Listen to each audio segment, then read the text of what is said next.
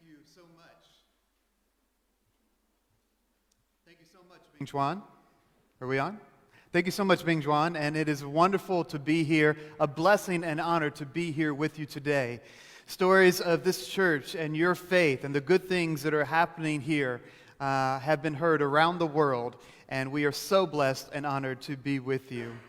As I said, my name is James Norrid. I'm a minister and I direct a ministry called Next Generation for Christ, which seeks to pass faith on to the next generation and to reach out and to share Christ with those who do not know Him. And so the seminar that you hosted here this past week on Friday, Brother Sandy was here as part of that, and I heard such wonderful things about the church gathering here, 4 different congregations coming together. It's a blessing when God's people come together in love and unity and harmony to seek to do the Lord's will and to share the gospel of Jesus Christ. And I'm always reminded of the next generation by looking at my own family, of the importance of passing faith on to the next generation. And so I hope and I pray that you will be here, be at the seminar that is going to be held this next week, Monday through Wednesday. And so that's coming up at 7 o'clock on those evenings at the Moulmein Church of Christ. Yes, thank you very much. Well, the text that was given to me today, is from Luke chapter 6 on loving your enemies. And this is what Jesus says. But to you who are listening, I say, love your enemies and do good to those who hate you. Bless those who curse you, pray for those who mistreat you. If someone slaps you on one cheek, turn to them the other also. And if someone takes your coat, do not withhold your shirt from them. Give to everyone who asks you. And if anyone takes what belongs to you, do not demand it back. Do to others as you would have them do to you. And if you love those who love you, what credit is that to you? Even sinners love those who love them. And if you do good to those who are good to you, what credit is that to you? Even sinners do that. And if you lend to those whom you expect repayment, what credit is that to you? Even sinners lend to sinners, expecting to be repaid in full. But love your enemies, do good to them, and lend to them without expecting to get anything back. Then your reward will be great, and you will be children of the Most High, because He is kind to the ungrateful and wicked. Be merciful, just as your Father is merciful. I grew up going to school riding a bus and riding home on a bus, and I hated that bus ride because some terrible things happened on that bus. One of those, there was a bully on the bus named Grady Prince. Grady, if you're listening, I still remember you. And I was about 12 years old at the time this happened. But anyway, he was very large for his age, very tall, very big. In fact, I think he was 12 feet tall. I don't know how that happened, but at age 12, he was 12 feet tall. And he was a terror to everyone. In fact, my brother, who was 6 years older than me, one time was getting off the bus and Grady was going to fight him. And the bus driver, who was Grady's uncle, and also scared of Grady, by the way, his nephew, gave to my brother a big stick, a big wooden stick, and that had like a nail on it. And he gave it to my brother and said, "Here, you're going to need this." And one time I was on the bus and he comes up to me and he just punches me in the face. And I am just scared to death, terrified. I'm like, if I retaliate, he is going to just obliterate me. So I just sat there and pretended like nothing happened. So he punched me again in the face, and then a third time in the face. And I did not move. Finally, he left me alone. I don't know if he just thought it was stupid or, what was going on, but I lived in living terror of Grady Prince. And I prayed every single day in my 7th grade year that he would move away, that his family would move. And then we ended up moving to Oklahoma. My father started teaching at Oklahoma Christian University, and my life became a lot better. But what Jesus says here is something that is very radical. The natural impulse that all of us probably have as humans is to love our friends and to hate our enemies. But Jesus says that's what the world does. That's what it's like. He says even pagans do that. Even those that in that time worshiped animals, Zeus, other gods. Today, Jesus might say, you know what? People of all faiths maybe at least love their friends and hate their enemies, whether it's Hindus or Muslims or Sikh religion or atheists even. All kinds of people love their friends and hate their enemies.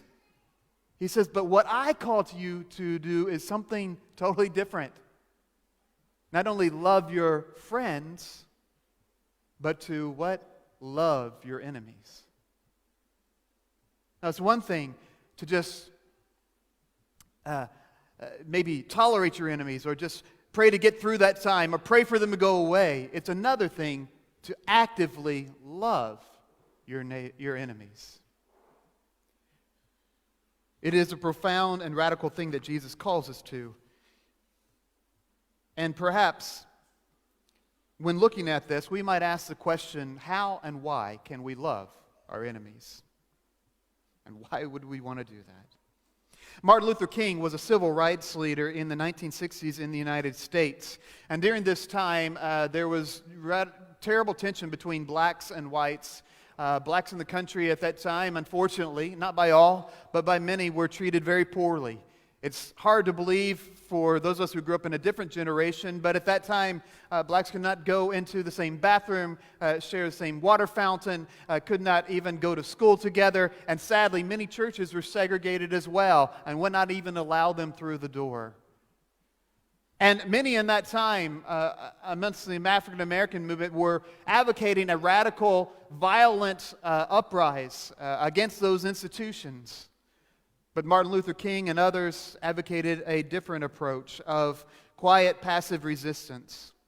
And in one of his sermons, Dr. Martin Luther King gave some practical reasons as to why we should love our enemies. First of all, he said, you know what? There's good in everyone. And we have a tendency to demonize our enemies, right? If someone opposes me, well, they're just really from Satan.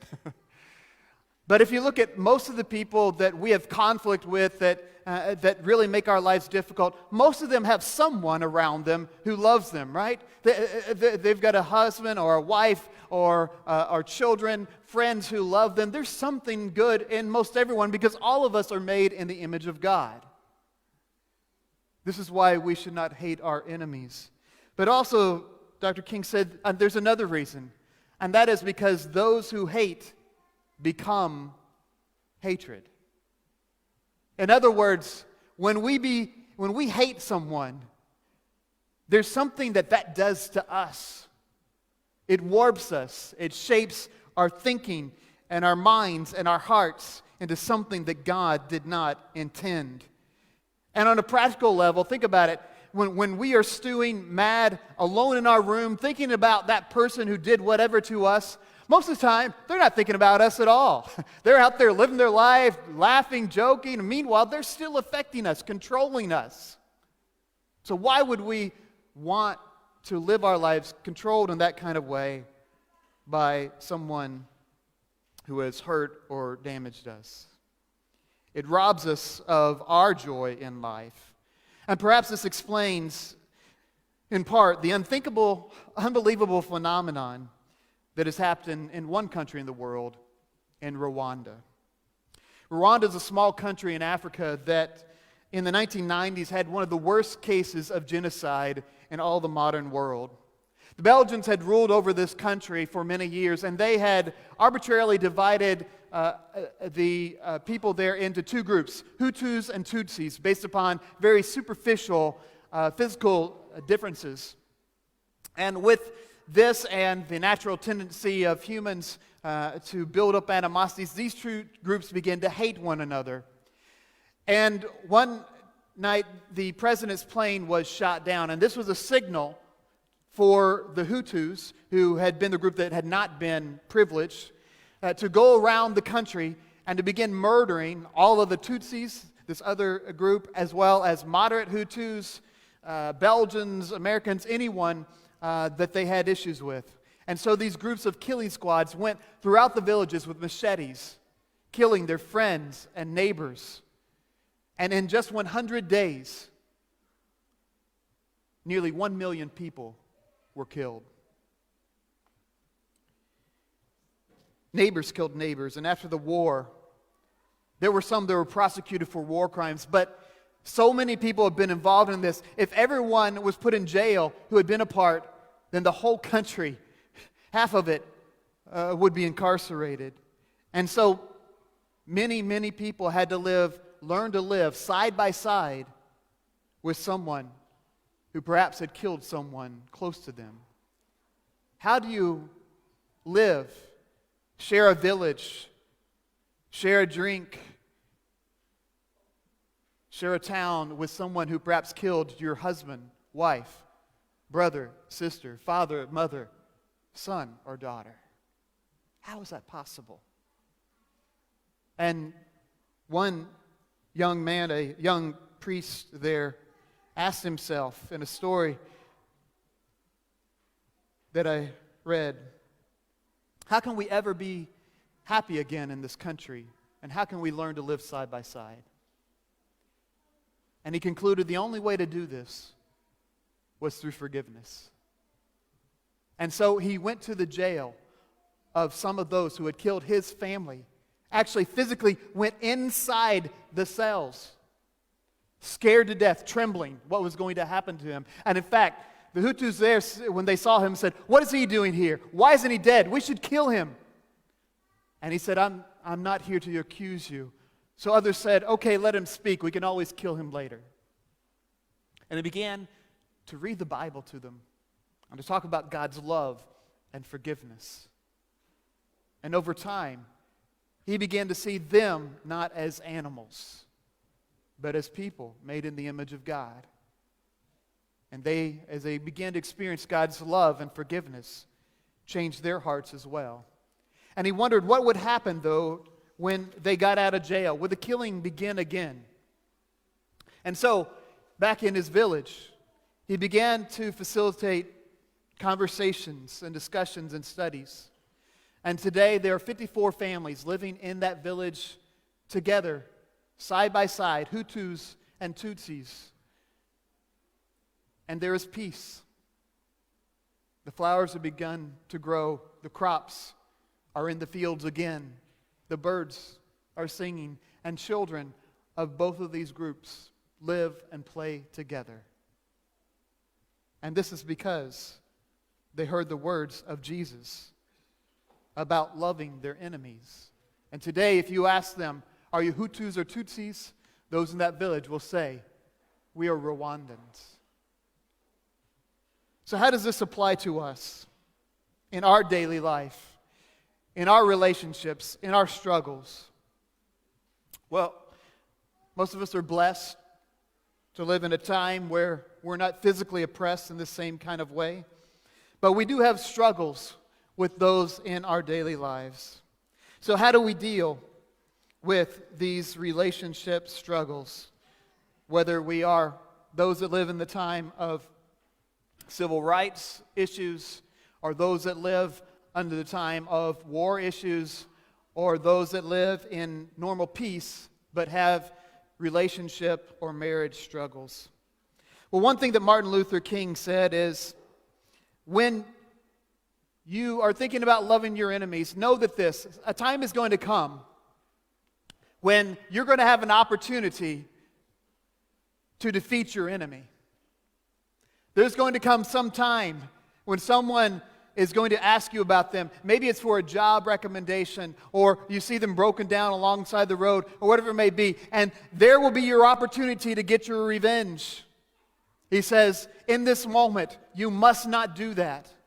This is the moment in which you are called to show this love to your enemy.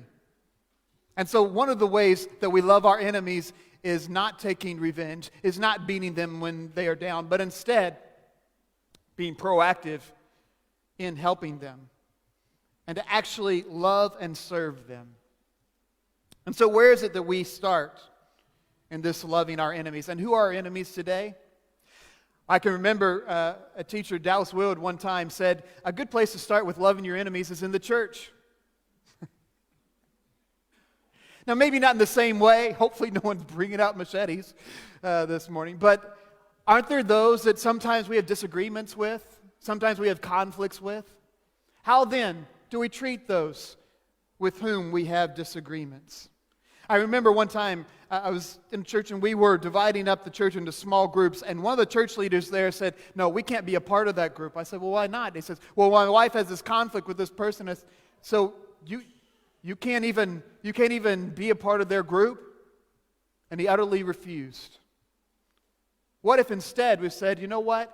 I'm going to go to that small group and I'm going to show love and kindness to that person, and I'm going to serve them and I'm going to bless them"? Isn't that what Jesus says to do? To love your enemy, to show kindness to them. He says, if you're just friends with those with whom you agree, with whom you have a great time and everything's in perfect harmony, that's not Christian. He says Christians seek to actively love those with whom they have disagreements and even are their enemies. And how then about perhaps friends or even our spouses? You say, "Well, that's not my enemy." How long have you been married? Have you ever had disagreements with your spouse? Have you ever had fights? Have you ever had times that you didn't even really like each other or even want to be together? I see some of you are shaking your heads. How then do you treat your spouse at that time? Are you unkind to each other? Do you refuse to speak to one another? Your spouse may ask you to do something that might be helpful to them, helpful to the marriage. How do we respond then? Jesus says, if your enemy asks you to go 1 mile, you do what? Go 2. How much more then our spouses, if they ask us to go 1 mile, should we not go 2? How much more than our friends who ask us to go 1 mile, should we not go 2? How much more someone part of another church, maybe we've had disagreement, if they ask us to go 1 mile, should we not go 2? This is what it means to be a follower of Jesus Christ. And Jesus said, to those who are listening, I say this, love your enemies. You see, the word for listen and obey back in Hebrew was always, they were basically the same thing. And this is why Jesus says in the Sermon on the Mount, those who are my followers not just hear the word, but do what? Actually do what it is that I say. And Jesus, of course, is the model for this. And he went to the cross, dying for us while we were yet enemies of God. And on the cross, Christ said of those who had crucified him, Father, forgive them for what? They don't know what they are doing. Jesus was able to humanize those who opposed him, those who mocked and made fun of him, those who shamed him. Jesus forgave even them. And he said, they don't even know what they're doing.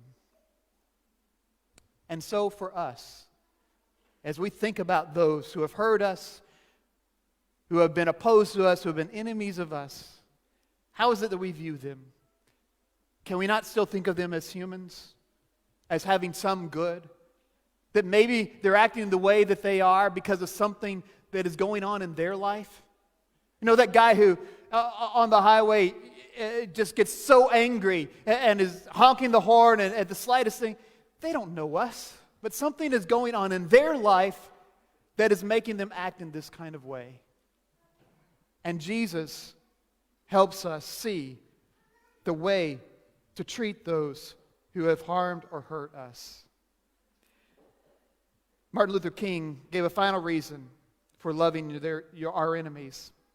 He says this, that love itself has a redemptive power, a power that eventually transforms individuals.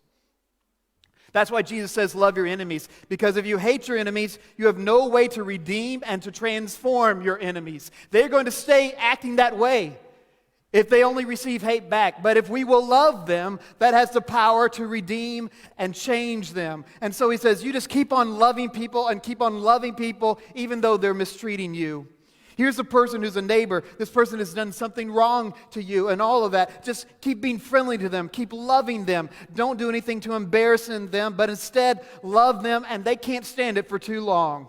He says, oh, they'll react in many ways in the beginning. They react with bitterness at first because you love them like that. They react with guilt feelings, and sometimes they'll hate you just a little bit more at the transition period, but you just keep on loving them. And by the power of your love, you will help break them down under that load. That's love, you see. It's redemptive, and that is why Jesus says to love. Only love has the power to change and transform the world. And if we do that, we testify to the truth of Jesus Christ and the power of the gospel.